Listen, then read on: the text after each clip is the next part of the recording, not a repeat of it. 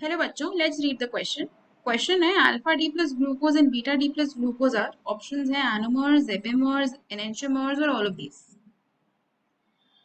तो अगर हम इस क्वेश्चन के की कॉन्सेप्ट की बात करें ना, तो इसका की कॉन्सेप्ट क्या होगा?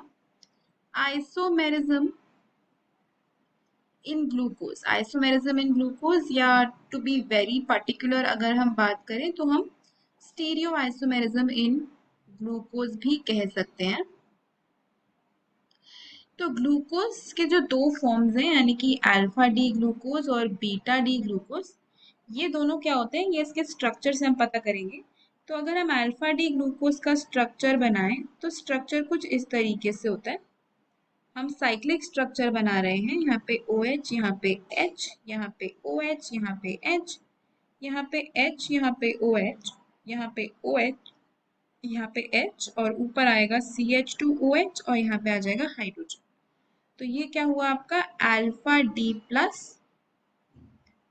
ग्लूकोज। तो प्लस यहाँ पे क्या रिप्रेजेंट करता है कि जो ऑप्टिकल रोटेशन है वो टुवर्ड्स द राइट है, मतलब प्लेन पोलराइज लाइट को राइट साइड पे रोटेट कर रहा है।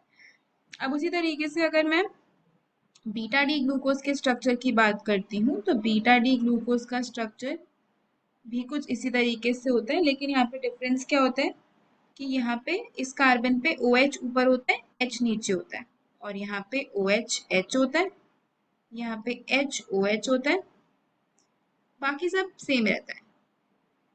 ये ऊपर आएगा CH2OH और यहाँ पे हाइड्रोजन।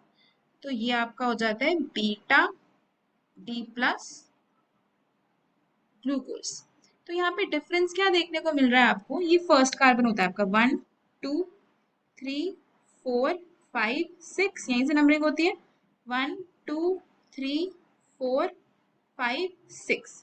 तो ये जो फर्स्ट कार्बन है ना, अगर आप दोनों के फर्स्ट कार्बन देखो तो आपको कॉन्फ़िगरेशन में डिफरेंस दिखेगा, है ना। इनका जो स्ट्रक्चर है इसमें से फर्स्ट कार्बन में ही डिफरेंस है, बाकी सारे कार्बन में जो स्ट्रक्चर है OH का अरेंजमेंट है वो बिल्कुल सेम है, लेकिन फर्स्ट कार्बन पे डिफरेंस है।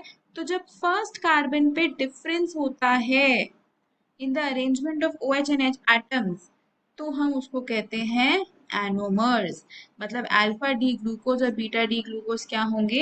एनोमर्स होंगे, क्योंकि फर्स्ट कार्बन पे उसमें क्या आ रहा है? डिफरेंस आ रहा है। तो ये एनोमर्स हैं, ये एपीमर्स नहीं है। एपीमर्स में क्या होता है, एक से ज्यादा कायरल सेंटर्स होते हैं और किसी एक कायरल सेंटर पे कॉन्फ़िगरेशन में डिफरेंस होता है। एनेंटियोमर्स भी नहीं है। एनेंटियोमर्स क्या होते हैं? Non super imposable mirror images, लेकिन ये non super imposable mirror images नहीं है।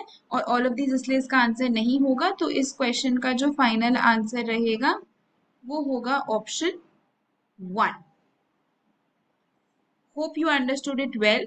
Best of luck.